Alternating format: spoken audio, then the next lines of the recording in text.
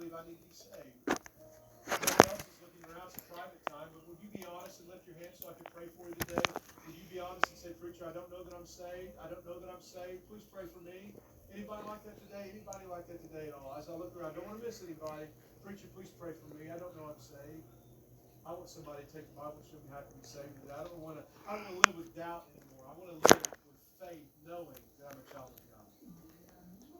I didn't see any hands go up. And you have a gentleman in the back will take it. If you would like to talk to someone about knowing the Lord, I would encourage you to